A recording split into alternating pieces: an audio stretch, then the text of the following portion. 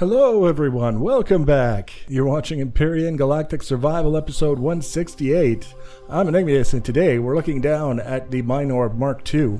I've been pretty busy on this little guy. I'd actually recorded about 2 hours of build time working primarily on the underside of the ship, and the video file got corrupted because I ran out of hard drive space at just over 90 gigabytes. Sadly. So that means we're going to start off, we're just going to do a quick look at things. It's one of those things, one of those parts of the build where it was a lot of time fiddling and doing things over and then changing them and that sort of approach to it. And the end result, you look at it, it doesn't look like we did a whole lot, but there was quite a bit of time that we spent on it. One of the things that I did since the last episode is I reworked the shape of the dome, trying to make it even more circular if you're looking from the top down as we are now. If you look at the outer perimeter, it's actually a pretty convincing circle now. Not bad for freehand, if I do say so myself. And it was just a matter of kind of working things and looking at it and figuring out where it didn't quite fit the way that I wanted it to, and carrying on until we got what we were looking for. But as you can see, as you move up the dome and the circles get a little bit smaller and they kind of do their thing, the convincing circular pattern diminishes a little bit, especially on this specific layer where we've got like a flat side and then like a rounded corner and then a flat side. That to me is something that I may or may not tweak as we advance through the process, just to try and do something about that so that it's not quite so flat. But overall I'm pretty happy with the shape, the way things are going together. So we're going to look at what I did on the underside, and then we will do a time lapse of placing some glass, I think, because in terms of the exterior of the ship, that's really all I have left, aside from, of course, the occasional tweaking and modifications that we might do. So I'm just going to focus on the underside. The one thing that I would point out, that I decided this would be a benefit of actually doing this live intro sort of thing, is that I've been using a lot of these inner corner blocks, as you can see, and it's not because I think they're the best possible thing that I could be using in this situation. I would absolutely prefer something that created like a flat, smooth panel, the way these ones are and the way these ones are and all that other stuff. Up there we've got flat. We can find flat all over except for this one particular 22.5 compound angle that doesn't quite line up with any other blocks, but we can make it work with these corner blocks. And the downside, of course, is that we get these little wedges cut out from the panel when we're done. It's just the way that it works out. Maybe someday I'll come up with an even better idea, but for now, just in order to get this shape the way that I wanted it, we kind of have to live with it. So that's something to keep in mind. Underside, we've got drills. We've got all of the drills, all 4 of them. We got 1, 2, 3 here, and 4. The idea is not that you would have to use all 4 of them in one particular mining operation in order to get everything, but all of the turrets have basically a blind spot from the top, or in this case the bottom, extending down, where the barrel itself doesn't ever point directly up. So you always end up with the area that the barrel can't reach, and if you spin the turret in a complete circle, it creates this sort of like a cone-shaped blind spot underneath. By having drills opposite from one another and across from one another like that, we can bypass the need to move the ship or rotate the ship or do anything with the ship in order to get to all of the different things that we want to in a particular deposit. Whatever one drill can't reach, there's a pretty safe bet at least one of the others can. And that's the whole idea by having so many underneath. You can see there's not a ton of detail on this section just yet. I'm debating what to do with this central area. You can see I've already started to mark a radius if we were to do a circle kind of going around like this. There was a part of me when I started just thinking about this build where I thought it might be neat to have like a glass dome underneath. I don't know if that's practical or not, but we might try. Just have to wait and see how we're going to make that work. I did a certain amount of work on the underside trying to make this whole thing so you basically come down from the outside part of the hull and it kind of scoops underneath, and then it pushes back up a little bit before it goes to this flat part. So I spent a certain amount of time trying to make that a reasonable transition, and again we've got some of the weird corner blocks leaving their little trademark triangle wedge out of things. It turned out all right, but one of the things that was very, very important to me was one of the key elements for this design was that I wanted all of the turrets to be easily accessible from inside the ship. So what we're going to end up doing before this is all said and done, this is basically the interior with a nice big sunroof so far. The idea is that all of these 4 little mini cockpits, I guess you could say gunners areas, drillers areas, whatever you want to call it, will be closed in so that you can pressurize the interior of the ship. These will not be pressurized because we've got a little opening here through which you can access the drill without having to go outside. So we've got armored glass, we've got hardened steel all around it. It's not the perfect solution in terms of defense, but it's not bad either. I mean, when you compare it to there's basically 2 other options that you have. You can access the drills from the properties menu or the ship's menu here. You can go to devices and then you can select the turret and then you can go access, and that will allow you to access the turret from inside the ship with no holes in the hull whatsoever.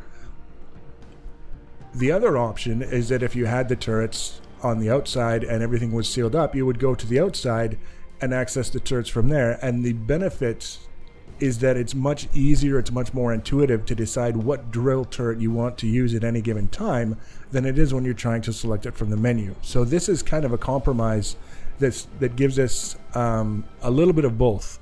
We can access the drills from inside the ship without having to go outside where we'd be a sitting duck necessarily, and we don't have to worry about selecting things from a menu. We have the option to select what drill we want to use in a more intuitive way that normally we wouldn't be able to do from the inside of the ship. So that's the thinking behind the way that we're doing this. It's much ado over very little, I know. It's such a minor detail, but it was important to the design and what I was trying to accomplish, and so far I'm pretty happy with the way this is looking with the little glass pane. And I think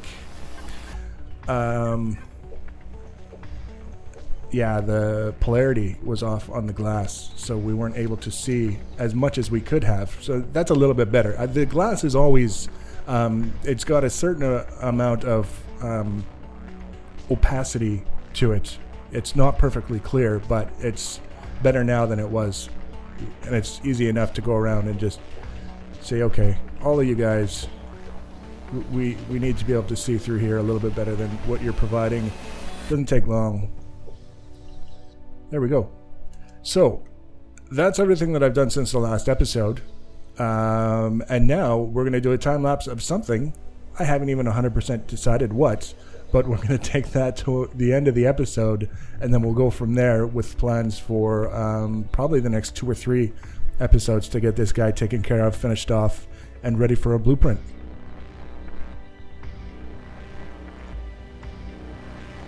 One of the things that I've always found when working with glass in this game is that it's a little bit tricky, and the more complicated the shape that you want to make, the more tricky it becomes. Now, that sounds pretty obvious. It's kind of the way things go for any kind of material, but glass in particular is a little bit challenging because there's a limited number of blocks that you have to work with, and they don't always fit together in the way that you might expect them to, and that's sort of one of the main reasons, aside from its reduced armor values, that I haven't really gotten involved in doing any really extremely complex glass builds. I mean, if there was a way to make intricate, sort of large, involved glass structures without losing my mind, that would be the kind of thing that I would be happy to put on a base. Maybe not so much a ship, again, because of the armor values, but a base itself is just crying out for a big glass dome. Now, what you're seeing here is basically my attempt at continuing the dome sort of theme that we've created for this ship. Not necessarily matching the profile of the dome. I don't mind if it sits a little bit high, almost like sort of like a bubble sitting on top of the ship. That's fine. But whatever ends up happening, it's got to be to a certain standard. The blocks have to fit together a certain way, and if they can't fit together a certain way, then I would rather just fill it in with the tried and true opaque blocks that we've used so frequently throughout this series. One of the things that I've noticed is very, very helpful when working with glass is to use temporary blocks to help line up where you want to put the glass blocks, just because you might put a glass pane in a particular location and then you want to carry like an angle or a curve. In order to make that work, you basically have to have a block to place the next block against, but the glass doesn't offer that. It has basically the way the diagonals work, you're never really placing one block directly next to another when you're working with curves and angles. You're always placing it just one block removed from being able to make that connection. So putting in something temporarily when you're starting a new tier, like a new layer, can save a lot of time and hassle trying to get everything lined up. And you'll see that from time to time, just like they're placing these little wedge blocks. It doesn't even matter. You don't even have to be able to line it up with the face. There just has to be a block in that cube space in order for you to be able to place the glass up against it and get it where you want to go. Now, that's kind of a key thing, and it saves a lot of time once you know it, because instead of trying to figure out how to make the piece go where you want it to go, you just put the temporary block in place and continue on doing what you need to do.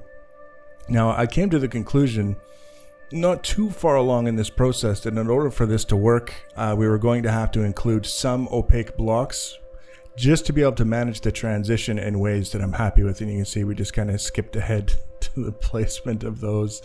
There's probably going to be several different modifications to this design for this glass little bubble in the top of the ship. I also plan, glutton for punishment that I am, to put a glass sort of shape on the underside of the ship as well. So we're not going to spend a ton of time looking at exactly how I did all of this, because it's going to change, but just give you an idea of some of the steps that went into it, some of the considerations, and maybe a couple of tips along the way, like the temporary blocks and the way things line up.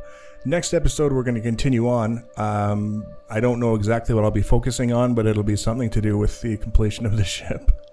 And we're going to work towards a blueprint and get it out to you guys as soon as the ship is done. So if you want to be notified about the next episode, the easiest way to do that is to subscribe to my channel and or follow me on social media. You can also get little blurbs, little teasers and sneak peeks.